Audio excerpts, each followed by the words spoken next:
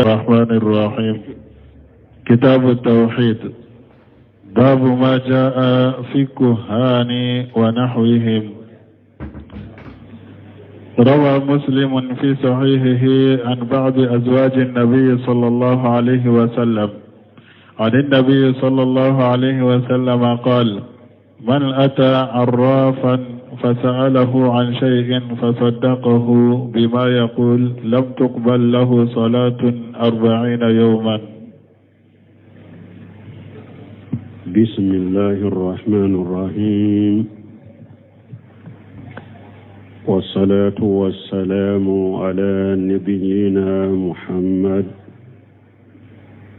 وعلى آله وأصحابه وسلم تسليما كثيرا. سبحانك لا علم لنا إلا ما علمتنا إنك أنت العليم الحكيم. أستغفر الله الذي لا إله إلا هو الحي القيوم وأتوب إليه. اللهم انفعنا بما علمتنا وعلمنا ما ينفعنا وزدنا علما. biye araba suye hijriya bakele ani kɛmɛ naani ani bi naani ani wolonfula shaharul muharram min ye hijriya san kalo fɔlɔ bi sun ye o wolonfula nay miladi nasaraw ka jate ba fula ni mugan ni duuru san kalo wolonfula na bi sun ye o fula nay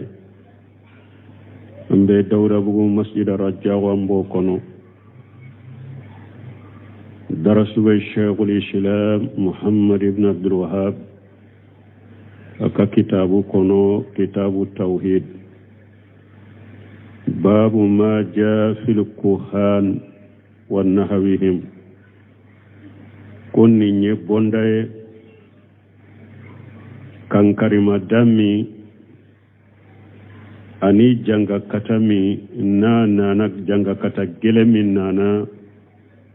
fuleli kelaw ka kibariyala ale ani ulu na nyogonaw nimbonda sanan karo seminu ka sarahu kono ko fula aye tarajama keni ko fula de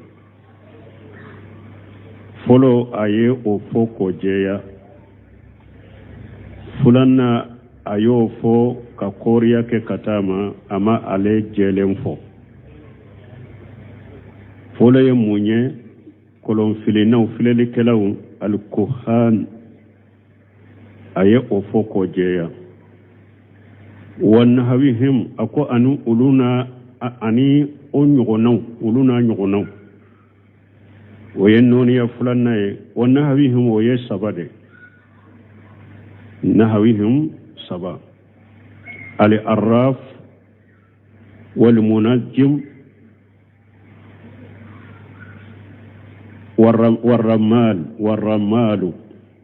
والرمال نسبة نهويهما بين نسبة كم بين نسبة دما ولا نسبة في فرلا كهانك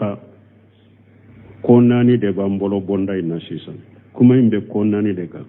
نمفناني من فلنيني a bebe fuleli de ke ka ko dogolen foni shetane baraw ye mu ka bara cogo de te kelenye wal muradu bi qawli nahwihim ni harib bi amaru sheminu kasarahula de na ko la nyine munye na ko nahwihim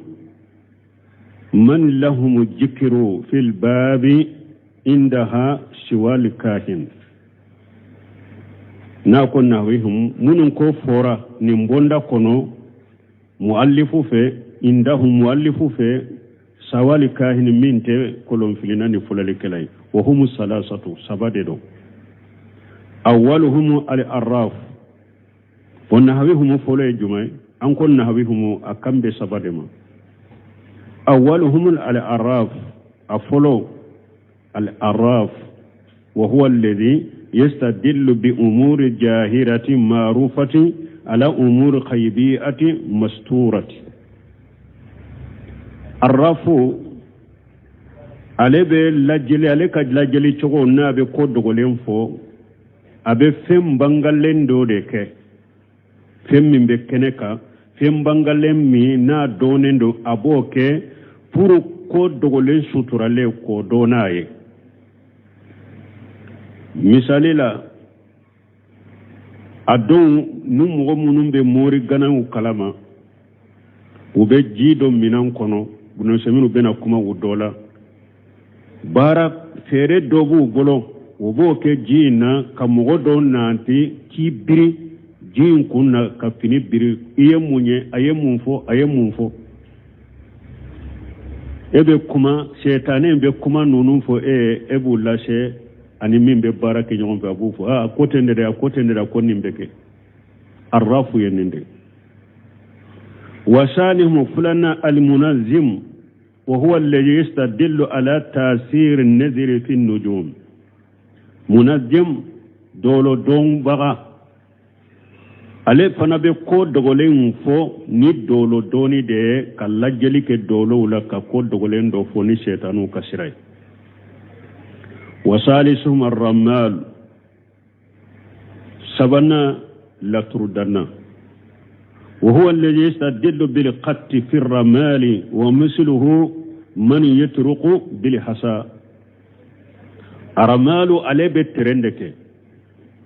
لا تردنا عليه بترندك دغما او ترين سو يمبولو فنا بولو نو يترين ك وني شيطان من ببارك نيغون في وبي كو دوغولين من نيني شيطان بي او كو دوغولين نون دو فويه وين terende na be teren uba terenci dugu koloka adon nu kama ramalu munna adon nu ewa bogote yoromi ni bele yoro dedo abe bele indeke ka dugu kolon gosi bele abode ke ka dugu kolon gosi yoromi na bele kacha kencete bogote na be se ka terenci abe belenke ka dugu kolon gosi chogoya dola o chogoya bu bolo uni shetane be barake nyon fa be ko dogolen fo ay ni oye wala min fenduru sabain tafule ka kohan kahinu ale be ko dogolen do chogodi ale fana ni shetane munun be yele kata sanfe nu be ala be kuma munun fo malika we sanfe nu bu purti ka jiginuye nu ni mori min be barake nyon fe beta afoye ibe galon kemetige ka faraka donc al kohan kahinu ale fana be barake nin cogodela mana nin duru min fulen nin nani min fulen ninye akelen kele be ube bara do de ke nunu shetane ube barake nyogon fe ku be ko dogolen fonaye me munyu togo bo nyogon koro u ka bara cogode te kelenye ode yu togo bo nyogon koro nando na bondala bunu semu ka sarhula al kuhanu jamu kahin والكهنة أيضا جمو كاهن وهم قوم أولو يمغود يكونون في أحياء العرب وتنبئ عربو كقبلو كنو يتهاكم الناس إليهم مغوب كيري تيجي وبيتا أولو دفع كوكي وكيري تيجي لوي عربو أوغتي جاهلية تليلا عربو قبلة بي iba soro mogo kelen do baw bolaka kabila kono min ni fulele kelado ni ko min nyagambira kabila kono abeta ale de fe abe kiri tigani nyogonje na ka fulele nyi summa al-kahinu yudifu ila hajal yatahakamuna ilayhim wa tamtasilu bihim as-sayatin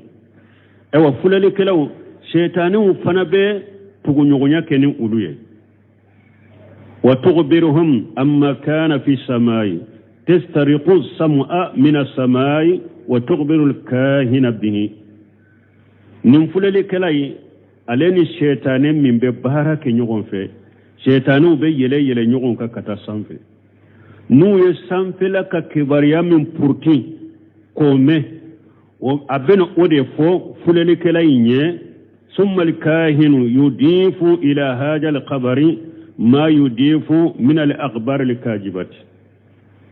وكفر نفل لكلا نشيطان يسامفلك كباريا من بورتنا نانا فاي عليه فانا بيغالو كباريا منون فرقا abolu faraka comme cide nya fo chogomi nin cinya kelen fora kono na filina ye fuleli kala ale yerebe galon kemetige ka faraka wa yughbiru an-nasa فيجاوغ مما أخبر به شيء اعتقده الناس عالما بالغيب donc abe mogo kibaria na yo mogo kibaria aka kibaria kelen munun be cinyama mogo ba jate mina sisa a ko abe ko dogolende do fasaru ulabana yatahakamuna ilayhim nube kiri tige katuma wa hum marju linnas fil hukm a wakati mogo ka saga yoro ye ulu de ye kiri tige la kabila naka ko min nyagmi dron aka fuleli kala min be abeta kiri tige o de fe wali haja ninde koso yusammuna kahanatan ubu wale ko kahanata ko fuleli kala ijhum yukhbiruna anil umuri fil mustaqbil parce que tumbe mogo kibariani ko ye ko munu mana folo ko min mana ube mogo kibarani ode yaquluna sayaghaw kaza wa sayaghaw kaza ubafu nimbena ke adon na min ni kibariya sanfila kibariya benna o kelembe ke tiya ale rebe ngalon ke metige ka faraka walaysa min al-kihanati fi shay tuman bunu shamira rahimahullah akumana fulele kelauka ulube ko munum bena fulele kela bode fo nimbena ke tuma me ayo fo ko do be nyahambi mo do bolo ulubu jate komi fulele kela bara de do kasoro ulute fulele kela bara wiya beno ulu boda walaysa min al-kahanati fi shay no semino ko te kono filila ni foye ate fulele kala li foye man yukhbiru anil umuri tudraku bil hisab mogo min be kibariya keni ko nata doye me eye kibariya inke naye eye o ko nata doni jatede fa inna al-umur allati tudraku bil hisab ko munun ko nata munun be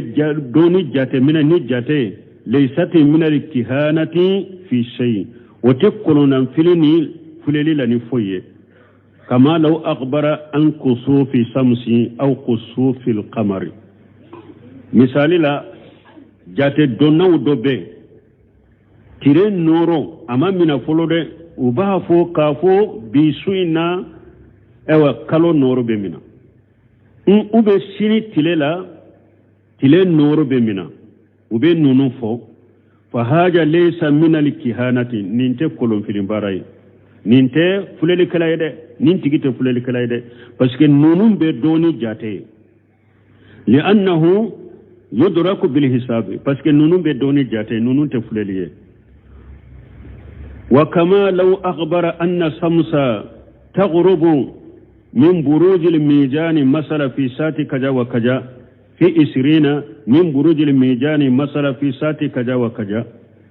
misali la be komi min mu'min ko ni tile sira tani fulan tile sira muganna tile siram muganna ni tile donno kono tile be bi ni leri de la abe bi ni wakati de la fa haja laysa min ilmi al-qaybi ninte ko dogolen doniye iba soro do be tile boli siraw doni bu bolo nin tile siram min fulani ni tile donna ola tile be bi ola ado ni eri de la tile boli siram min fulani ni tile donna la abe bi asun ewa ni eri de la ni mu'min ye ode fo wote ko dogolen doniye wa kama yaquluna innahu sayukhruju fi awwal al-ami aw al-ami alladhi ba'dahu majnabu hali wa huwa an-najmu lahu jambu tawil abe ko ni mu'minun be kibariya ke kafun ewa ni sai adamina nin dolo masina de bebo ube ni sai nkofe adamina nin dolo masina be dolo dobe uba fo dolo imma majinabu hali mana dolo shugude do ni akun kaja fa haja laysa min al-kihanati fi shay ni fanate kolon filini fuleli lani foye nin dolo min togoye majinabul hali san damina ni sayin damina dolo imbe bo ube sami bennin kofe o damina o dolo sigu bo ninte kolon filiye ninte koye ko dogolen fo parce que nunu be doni jate li'annahu min al-umur allati tudraku bil hisab parce que fana ko de abe doni jate fa kullu shay'in yudraku bil hisab fa inna al-ikhbara anhu walau kana mustaqbala la yu'tabaru min ilmi al-khabi wala min al-kihanati awa koko ni abe do ni jate de ni mugo min ye kibariya ke ni o koye hari na ya soro koyin na ta de amana folo wote jate ko dogolen doniye wote jate kolon filiye wote dante fuleliye wa hal min al kihanati ya la be kolon filini fuleli lawa man yughbinu bihi al ana min ahwali taqs fi qilali 24 saa yala abedo kolon fili lawa yala abedo fuleli lawa munu nube meto chogofo nuba fo ben katreri eri mugani nani konona na ninko de beke sanje bena ube finye bena yala ulube sekado mogomin be kibariya keni nunun be do kolon fili lawa oma asbaha zalika ani munye nunu na nyogonawu yala nunun be do kolon fili barala ube ubaken ube do ala yala kwatigi ya khaybu fo aljawabu la jabu ye munye ay meto tigi be mun fo ka fobu bisuina sanji bena ube sini sogoma sanji bena ube ewa sini ewa telefelala salli jimena ube finye beke nin chogoda nunun teke komi ko kolon fili no ubu kumana ko dogolena ay nunun te komi kumana ko dogolena ute jate oye لأن الجوى لأنه أيضا يستند إلى أمور هشيات parce que min fule meto bara min fule ale fana u sembelendo ni ko mununye u ka bara u be bara ken ko mununye kenen ka ko udero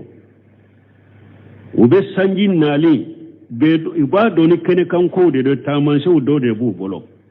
wa hiya takayyufu li jawa al jawi ويد النسان فلا كيرا تقويا دولا لأن الجوى يتكيف على صفة معينة تعرف بالمواجين الدقيقة عندهم parce que النسان كبا كيرا تقويا دولا وبو أدو سانجي نالي دو نمنا يسمالي فين منو نو ukam mise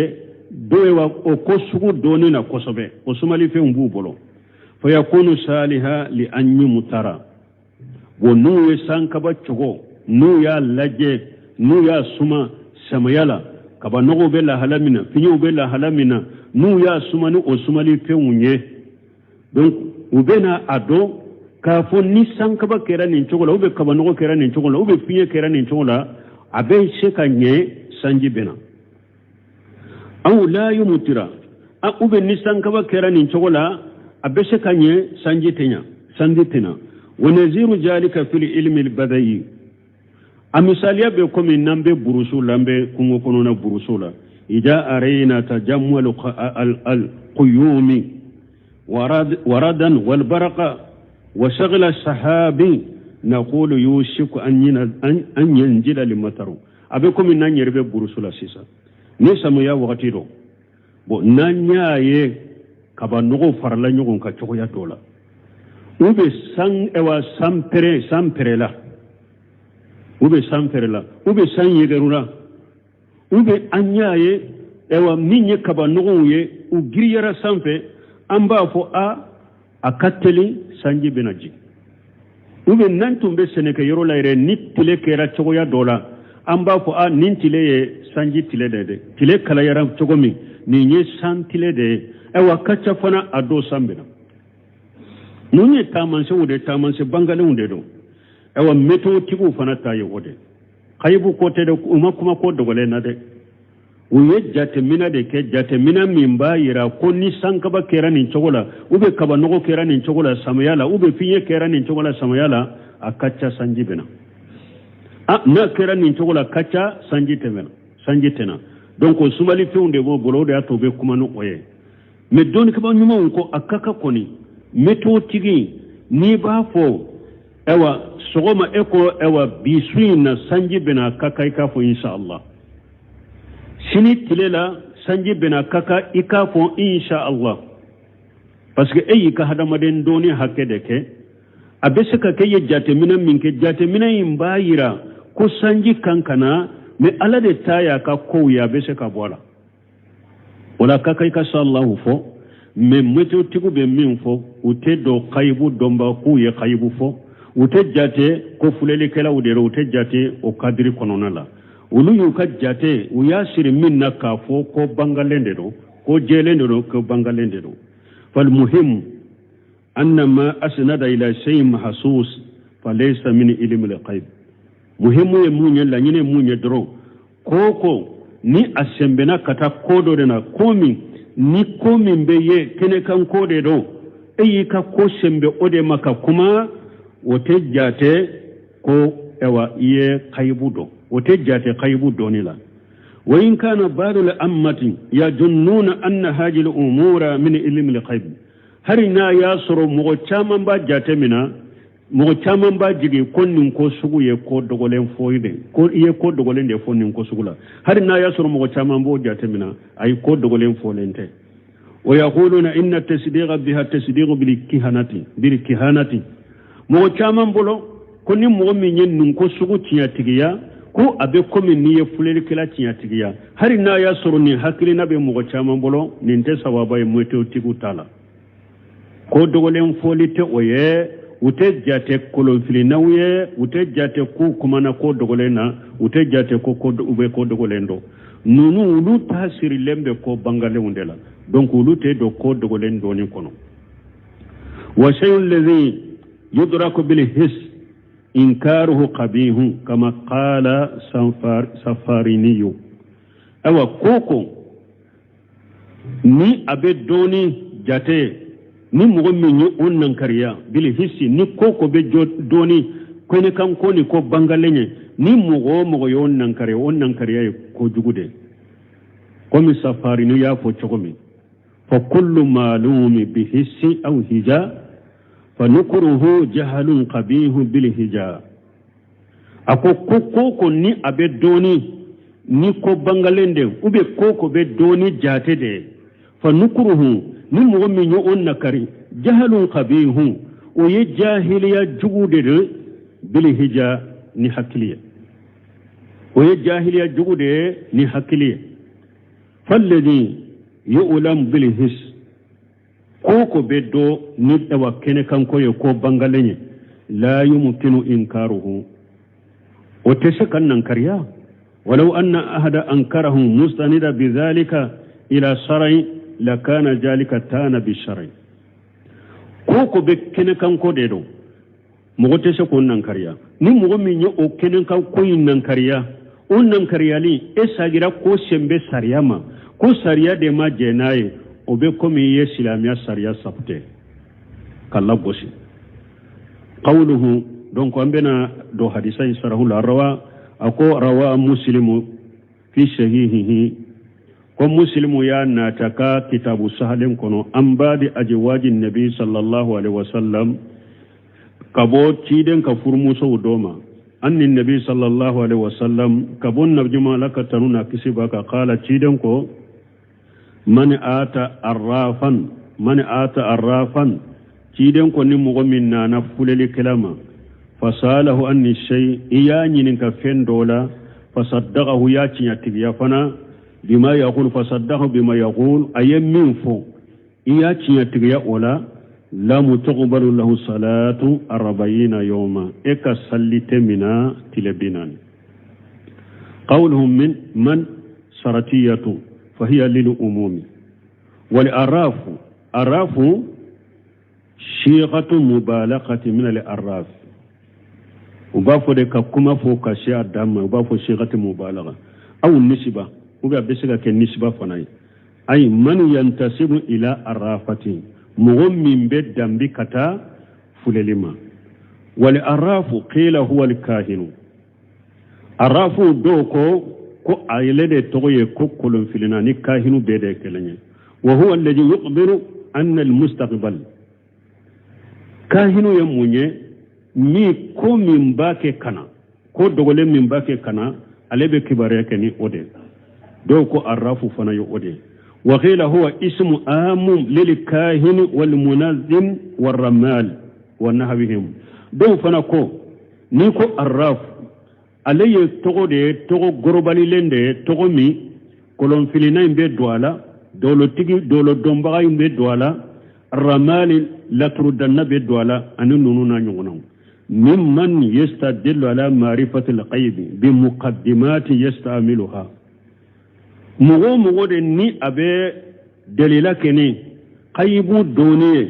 ni ko bilal israeli ko doye na yerebe uluke bilal israeli ko ni baraw do de ba yere bolo na ye o baraw ke ano bilal israeli ko ke doro abe ko dogole min bena abafu ko ale bo doni oye o bede bedo arafu kono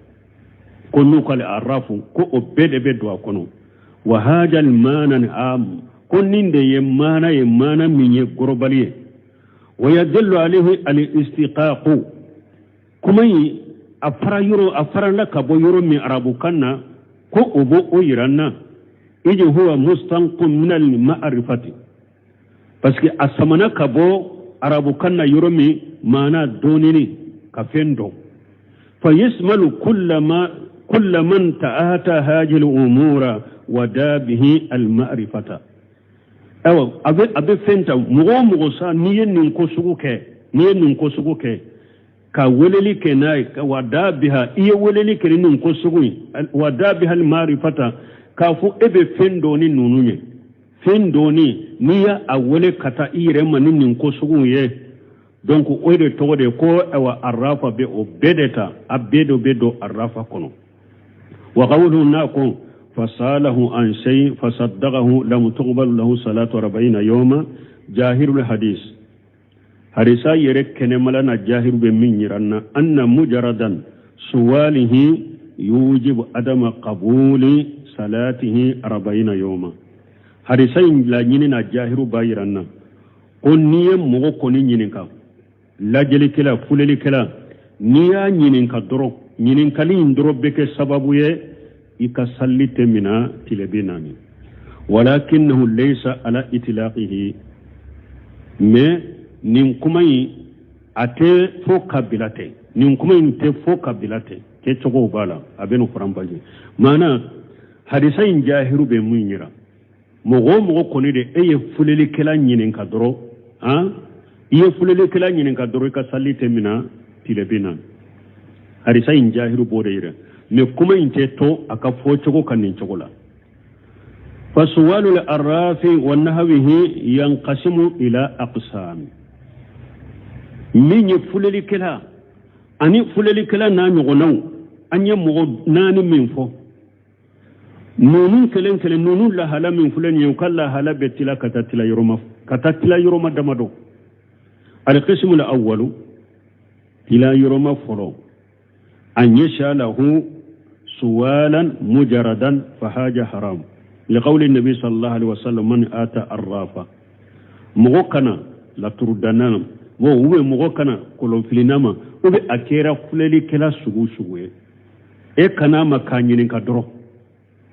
ينكا لسيمفلوتي كان ينكا كود غولين دولا يدونا ايوا حديثا يكون حرامك تيدن كما قصو من آتا الرافة نيا نينكا لي سيمبل فلالي كلا ايا نينكا لي سيمبل لا تي يدونا حديثا يكون حرامك فإثبات العقوبة على سواله يدل على تحريمه من أنكو يكو حرام يالنك ni Allah ye janga kata anyininkali fuliri kala nyininkali ni Allah ye janga kata sabatala kaba o yeddelulay kayiranna ko fen haramu yalendo ijalla uqubata illa ala fil muharramin parce que janga kata teke mugoka foniye kodo de ke ko minye haramu wala ka fuliri kala nyininka doro nyininkali sempulu late iye haramu ke ni nye chogo ya folo al qismu sani togoya fulanna an yashalahu fayusaddiqahu eka fuleli kala nyinen ka ko dogolen dola na ye ko dogole min foye isa gira ka cinyatigiya wa ya'tabira qawluhu fa hadan kufrun iba aka kuma jatemina iba aka kuma mina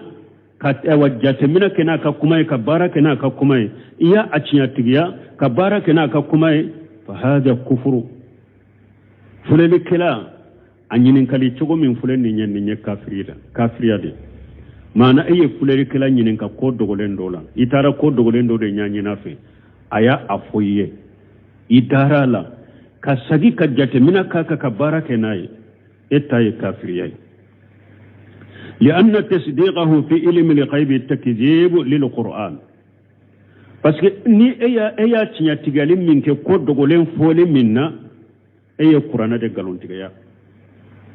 haythu qala ta'ala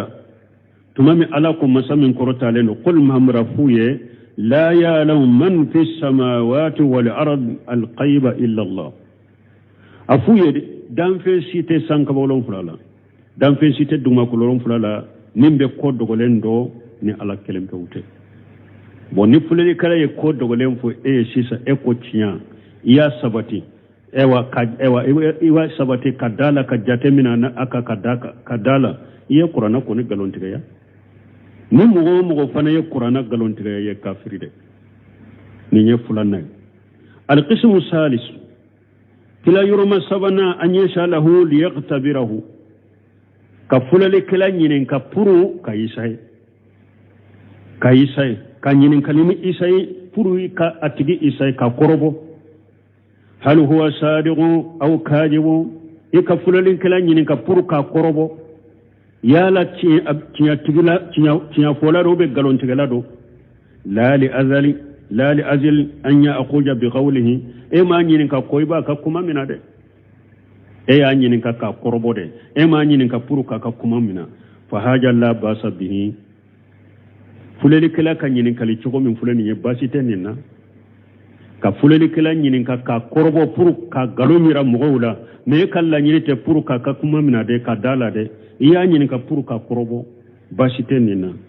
wala yadkhulu fil hadith min tadu hadithain kono wa qad sala an-nabi sallallahu alaihi wasallam ibn sayyadi وقال ما جاء قبأت لك ابن سيادي نيني مغودي دو عليتو نين نبي مايا ولي كتا يرما چيدين تللا چيدين بافي كاكان غلون يرا مغولا كا قربو كا ايرا مغولا كو غلون تللا ديرو چيدين يا ولي دوندولا ايا سورو چيدين يفندو دوغو چيدين يفندو دوغا دسكون كونو ni ibnu sayyadi na nabi ibnu sayyadi nyinin ka wala ewa ne ye fendo dogoye mundo ayi ibnu sayyadi la jarabite qala dukka fa qala chiden ko iqsi akoy dade falan ta'dua qadraka idade ete seka temeka hakke kaw mana ika kurunan filidoni ete seka temeka koy be khaybudo idade eka hakke minye te seka teme ka hakke ka mana eye kurunan filina de dron ika ko te seka teme kurunan filila ko ebe qaybudo kurunan filira de do fulele kala de dron wa nabi sallallahu alaihi wasallam salahu an shay adimarahu lahu cide nye buni sayadi nyinen ka fendo ya so cide nye oddo waddu sukun kono li azali an yaqtabirahu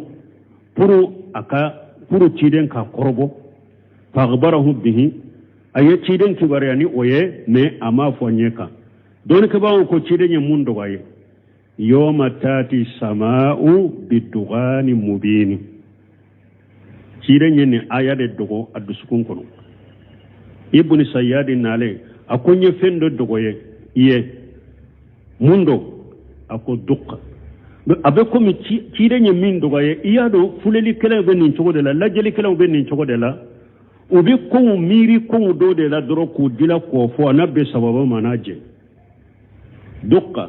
abe komi ko tidenye min dogaye aye harafu fula doronde do ala ama seke atodo yawma tati samau bidugani mubin dukka kore munye shishi dukka ko shishi mana abe komi dali ani khaynu ibnu sayyad ye nunun doronde do ayayna atto amaseka do o da to ciden koy dade itette me ka hakke ko lejeli kilani fuleli kilami ite sika teme ko ko be ko dogolendo ite ko dogolendo wala maseka ayayin fo anyema ay harafu fula doronde do ayayna atto maseka fo anyema ciden koy dade fuleli kila de do ite sika teme ka ninye chogo ya fulanai chogo ya sabanai ka wa fuleli kila ka nyininka puru kala malo ya ka korobo ma nyininka puri ka bara mina ka bara kene ma nyininka puri ka dala bashi tola chide nyo na ke buni sayadiya al qismu rabiu tila yurumanani na anya shalahu li yuzhira ajijahu wa kajibahu anko fulanna isabanna ka korobo yala abe cinya de fo ebe min foye abe be cinya ma ube abe ngalon de fo woye sabanai nani na ye ka nyininka puru ka desena kan ngalon yira mugola fayamtahinahu fi umuri yatabayyana biha kajibuhu wa ajijuhu ebe ala jarabi ko dola ko munumba ka galo ana ka dese bange mugoye wa haja matlubu nin tila yoroman nani na min fulani ne ni nyini nendo laturu dana kolon filina dolo domboga mana ka ewa alla jarabi ka nyininka puru ka dese ira mugola ka kan galon ira mugola wala nyinine nyira dedo wa qad yakunu wajiba bunu seminu ko obe saka ke wajibe yoro dola yere وإبتال قول الكهنة لا شك أنه أمر مطلوب من يكفل لكلا كاككما تنيا شكتالا ويفنيني نندوي وكانيني وغير يكون واجبا أبسك كير يرد ولا واجب يري فصار السؤال هنا ليس على إطلاقه ولا فل لكلا نين كلي أتكما ينتفو كبلا أتشكو كتند كيشكو بالade ولا ودياتو وبافو مني أقيد كتابو يه كتابو كلام يري أكان كم من كرامو دلا كلام كم من كرامو دلا أنا فرنسا يه بس أودياتو وكوني مغمين كرامو كيري كتابو ده دروي كتابو بيجايا فوا كسروي كلام كرامو دلا كتابو كلا كرامو دلا نبي فرنسا كيه دون كبا دو دلا كأفو ndella kam Sheikh Salih Fawzani akon mugo min be karakara mugo la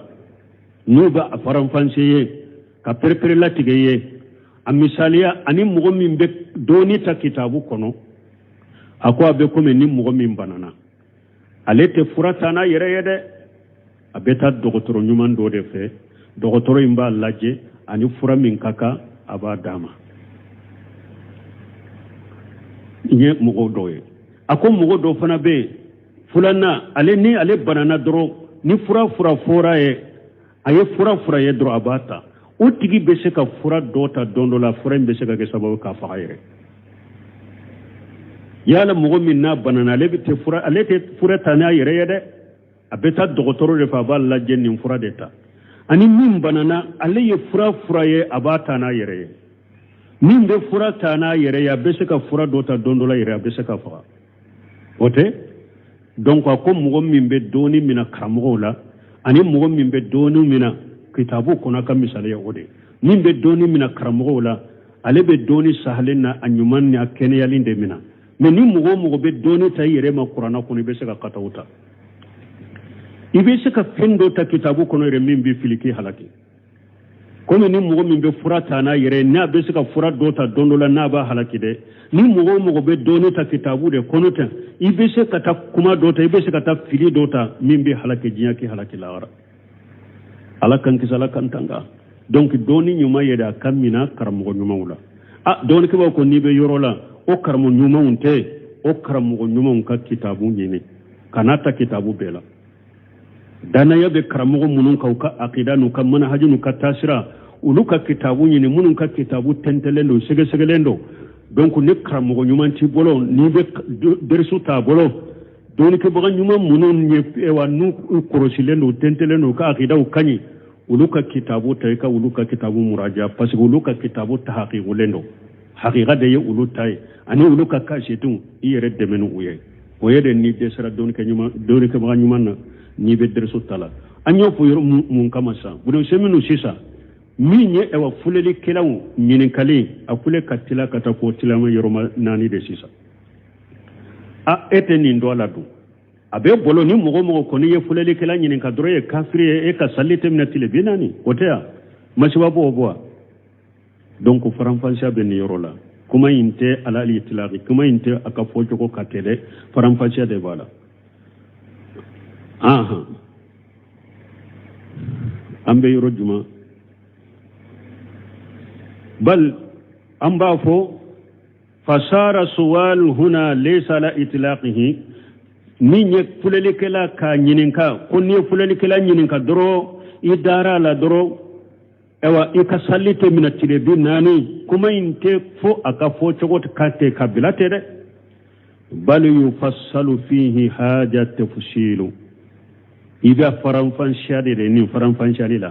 ala hasaban ما دلت عليه الأدلة الشرعية الأخرى شريعة دليل ورونانا أيضا أفرام فانشادي فشريعة دليل ورونانا كفرام فانشاد تقومي إبا أفرام فانشا ولا هلادك ميتي كما ينفوك بلاتي ريو نيو كلون في الناني نكدرو إكا ساليت من التلابيناني أي دليل ورونانا كفرام فانشا من كالا إبو أفرام فانشا ودي بانجي على وقد ذكر الشيخ الإسلام رحمه الله شيخ الإسلام بن تيمية على كان كو أن الجن يقدمون الإنس في أمور أكو جنة وفلده وببارك هذا ما دونيه كو دولا والكهان يستقدمون الجن أو مين فللي كلا وفنارني لجلي كلا وفنا ولو فنا ببارك جنة ويه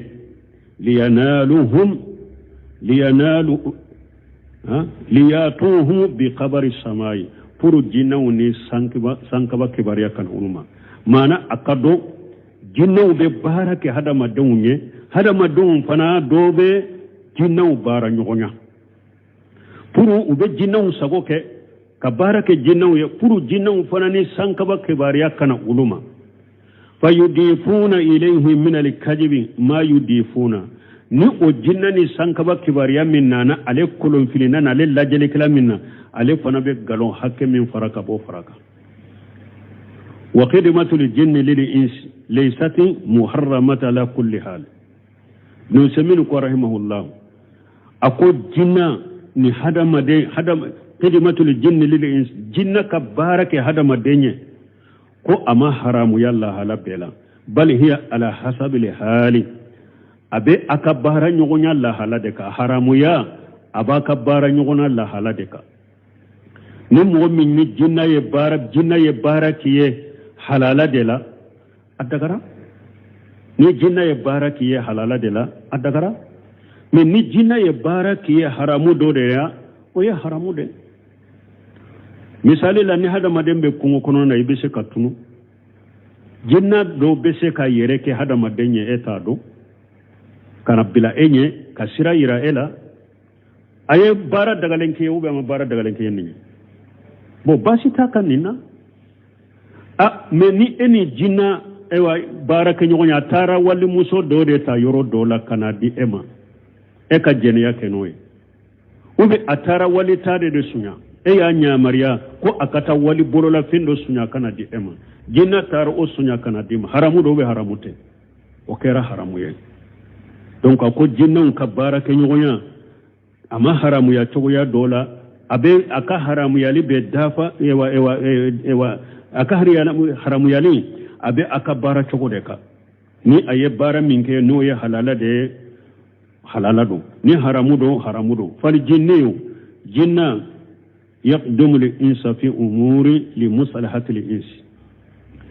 jinna be barake hada madenye baraw doke hada madayen ni hada madayen kam masalahwe wa gadi yakunu lil jinni fiha masalahatu jinna besika bara doke hada madayen fana kasuru jinna yere fana masalaha bala wa gadi la yakunu lahu fiha masalahatu ewa jinna abesika ke fana masalahata mana la nyini bunu sumnu ya yira jinna besika bara doke hada madayen bara mi e kan maslaha bala jinna in kan maslaha bala a besika ka be bara do kiye e ka hada madin maslaha be bara ina me jinna kan maslaha site bara ina bal li annahu yuhibbuhu fillahi wa lillahi me jinna imbe o bara nyuma inke eye ale kan nafasi tala me abe bara nyuma do ke e kan nafa bala hada madin kan nafa bala jinna in kan nafasi tala me aba kiye munna parce que ayi kanu ala kama ayi kanu alaye donc abesaka bara nyuma do kiye nin kama wala saka shikatala anna min al-jinni mu'minina yuhibbuna al-mu'minina min al-ins shikatala jinnun mu'minu bula وبه هذا مدى مؤمنون فيه لأنهم يجمعهم الإيمان بالله باسكو جنة بهذا مدى مؤمنون فيه منا باسكو ليمانيا دي ni ina faranyogonka limaniya ode ini jinna in faranyogonka abbe kera kelenya limaniya la wala obeke sababu ye abikan parce que jinna fana fule wa anna minna salihuna wa minna duna zalika wa kunna tara'iqa khidada jinna ube kome hada madawne hada madam mu'minu bula chogomi kafiru bula chogomi mo nyumo bula chogomi mo jugu bula chogomi sunna mo bula chogomi bid'a mo bula chogomi jinna fana bo chogola ibn kasir ni ba fe kodo tay ibn kasirita suratul jinn nyenni aya min fo at-tafsiri al-a'mas akodondo la ko jinna do nana ulufe pour ka lafiya anana ulufe pour ka sigi ka lafiya kateme ko jinna inale ulufe na jigina ulufe al-amas ko ulu ye jinna nyininka dumuni faso juman kadi akon malo ko ulu ye malo dila kadama ko ulu nyabe loma tatola me loma imbeta yormi unyatola ko alaye jinna nyininka ako yala aw fanaw yala aywa al ahwai nin dugo munun fulen ye bid'a yala bid'a mo be aw fana chelawa jinna ko bid'a mo be aw mu ewa hada madawun chela chogomi bid'a mo be aw fana la wa akaka bid'a mo juguma ye jonye ako arrafida siya kalite munun be chiden nani nube ewa sebo nani nube sebo kafiria arrafida ako anka bid'a mo be juguma ya rafida ude ala amasu ko ewa hari hada madon fana ka bid'a mo jugu be ya rafida de nimbe bunun kasire kono wa anna minna salihuna wa minna duna zalika wa kunna tarayga khidada bun kasire be min bolo ni jigna tata ibe ala amasinin kuma iba soroy bun kasire ko ako kuma in sabatilendo amasu ka fana kuma sabatilendo sahalende do donc jinnaw mo nyumo bola mu'minu bola komi mu'minu be hada madon na chokomi awa jinna kam mu'minu be hada maden kam mu'minu kanu parce que limaniya de yaw fara nyogonka wa gadi yuqdimunahum litatil insi lahum fima la yardi Allahu azza wa jalla awa jinnaw be seka barake hada maden ni chogore waye jumaye ni hada madon betugo jinnaw ko fenna femmi ni alate jenay misali la hada maden setane dobe ani jinna setane dobe barake nyon fe jinna imbe abilaka kana janabako bo hada maden imbe oke ewe abe tugu jinna ko ola ko ke jinna ka fenke mi mandi alai okoso na fana ko mi jinna imbake ube abafo doma ikana sallide ubafo doima ni eba ika sugune ke ka qur'ana ke sugune ke ka qur'ana sebenai ube joli ke ka qur'ana sebenai jinna be hada madawun do bilani na be nimbara u ke jinna nye ewa ube ke sababu ni e fana ba fe ka jinna kan min ka ba ke imma fi jubuhi lahum buru semenu ka bibla fendo femini ala ke jenai imma ka kantigale kuye aw fi ibaratin wa ma asbaha zalika ube inu bato imma ina kantigale kuluye ni e fana ba fe kam min ke wuluna kiye ube inu bilaika ukabato dola inu bato no fana ba fe kam ni e fana ba fe kun kam min ke unake wal aqrabu min yakabako wal aqrabu min jalika min kabako londe katemenin beka annahum rubbama yaqdumuna li insa li amri muharrami min jina aw liwati ewa ako akacha yere ko jinnaw be barake hada madawne ko haramu yelena misali la jeneya ube goro jiganiya ha wala aqrabu min zalika wode mumbe bolo wala aqrabu min zalika wode be ne ko ne kan suka kono ha wala aqrabu min zalika min kasuru o nin ewa min kaba kolendo o fanama o min kaba kolendo o fanaye annahu rubbama yuqdimuna li insa li amri muharram min jina aw liwati akacha ube barake hada madenye jinna ube barake hada madenye ko haramu yalena ko mi jeneya ube gorojiganiya li anna jinniyata qari testamutu bil inshi bil ishqi parce que jinna muso abese ka damu boke ni hada maden chemay bil isqi ni kanuye wa taladduj bil intisali bihi ani kaddamu keni ewa hada maden chemay kaddamu kene katugunya ke ali ache au bil aks ube au contraire munye jinna chema bese ka do hada maden musoma dola tikan anko jinna musoma o bese ka damu boni hada made nchema wotewa al akisu donc abese ka ke fana ewa minye ewa jinna chema o bese ka do hada made musoma do fana la ube hada made ko ne te seka jinna ye ko bese ka kanu choko ya dola jinna muso abese ka la jarabe hada made chema ma ka doyla ni damu nyine ewa jinna ke o fana bese ka do hadamade muso ma fana la ma do ya fam jinna muso man bese ka la jarabi ka hadamade chema do kanu wotewa jinna chema do fana bese ka la jarabi kontere ka hadamade muso ma do kanu ka doala o bese ka ke wa haja amrun ma'lumun mashhudun bunu saminu kon ni nye ko donen de ni ko ni nye ko minye mo sherera ni nade hatta urba makana li jinni walladhi fil ins yantiq bi zalika ako har jinna kewdo na be hada madin musumala abe kuma noye kama yu'lamu min alladhina yakhrawuna ala al-musabina bil jinni abe kuma mo munun be kala jinna ye mo munu soro jinna bana be mo mununa mo munun be kaluka ubodo urqiya tegu mo munun be kala jinna ye mo munun soro mo munun be kalanku ka ubodo jinna be seka kuma hada maden musulman ni jinna ke bala be seka kuma nenka ko ale ya kanude ale donnala abe kuma nay mun be qur'ana kara ji ewa jinna bana tegu ka ubodo donc wakati sera yabe yesga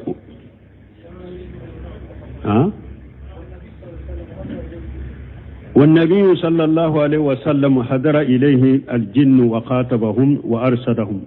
تيدن يرى تيدن جنونا تيدن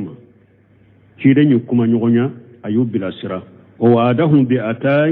لا نجير لهم تيدن الله تجنو يكفن دو بدوما ديلو فن ديلن دوye kwa beduma ni misali ya tala fakhala lahum kullu azmi zukira ismullahi alayhi tajidunahu awfara ma yakunu lahama wa kullu ba'ratin fahiya alafu lidawabikum ninye hadisa sahalenye komi wakati yansoroni fana yakati yansoro hadisa mbe muslimu kono dondola de kachiden to madina sufela la be seba uchela abora seba uchela umata yorodo seba yo su beke kam madina fambe laje kachiden nyini umaye ubes ewa jatigele ukonona fililen shira dugu jele ndoro chiden nana uko chide bisuina ebe anchela durambe bumin kalma ibora anchela mai tayorodo anyi nyini madina fambe amiye bi an shira ukonona filile anta do mindo chiden ko ako jinna ude tunna ni ma kon kanan ula doniya uka dinala ni ulude bora kadam madina kofirala ni min ba fe kuno laje na an katan ku kata suma no ira ila suro nu tumbe yoromi nyu ka dina yurula uya nyinin fe ko ulu ka dumuni ulu be mundu nko ni hada madun kolo min ni aka sogo dafalen tumbala hada madenye sogo induka bo kolo ina pew ka fili ni awyo o kolo inta ako bismillah kolo o kullu azami zikra ismullah alayhi kolo ni atigi tumbe kolo indu aye bismillah fo ube kolo in kantige to atigi ye bismillah fo kolo inna ni o kolo ni aka sogo be dunna ka bola ka fili ni awyata aba kolo in sogo dafalen surala afana badu hada madenye ala togo fo kolo la ka sogo nyime ka bola ka fili ni awye kolo in ta yiba soro aw ba soro sogo aka sogo in be sagirala o yaka dumuni o kan ka baga untado aw ako hada madun kan nyame abo na yota doro o fana be ke balo de ye aka dabawe nyame be bo mimbo ni aw fana yota doro be ke balo ya aka baga unye wa zukira anna fi ahdi umara radiyallahu anhu ويا فوكو عمر تللا على كجي كباما امراتا لها الراي من الجن كو موسو دو تومبي جنة دو تومبي موسو النوفي وكانت توشيه بأشياء جنة تومبي وشياني نيامري كان تومبي موسو نيامراني كو دويه حتى إنه تأخر عمر جات يومي فأتوا إليها فدونو لا عمر فانا ترى يرو دولا أترى دلا akan kana wakati me amana sheba utara muso yinyenka a uko anta umaru yorodo atara dela eta efana ko mubado ujinna fana jinna silama dedo abe muso ko nyuma unde fo muso nye utara muso yinyenka umaru be yorome pura ko khibariya fa qalu abu hasil lana anhu awa uko muso ma umaru kakko akakko sega seganye akakko nyanyenanye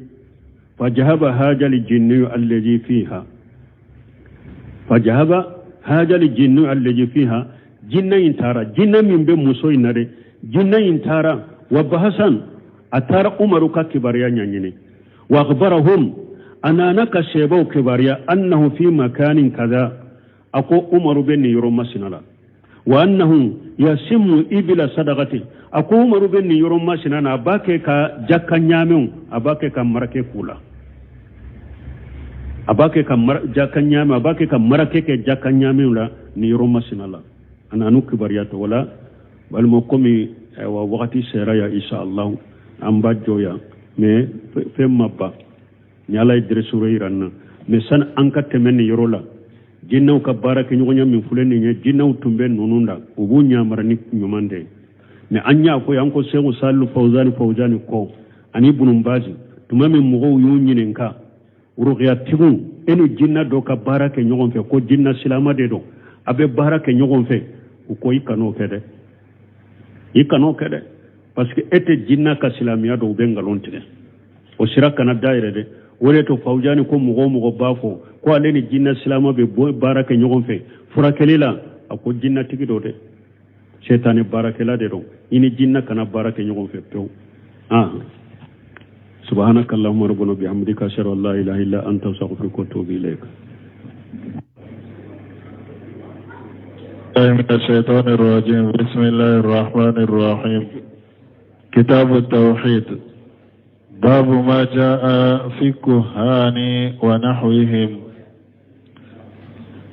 روى مسلم في صحيحه عن بعض أزواج النبي صلى الله عليه وسلم عن النبي صلى الله عليه وسلم قال: من أتى عرافا فسأله عن شيء فصدقه بما يقول لم تقبل له صلاة 40 يوما. بسم الله الرحمن الرحيم والصلاة والسلام على النبي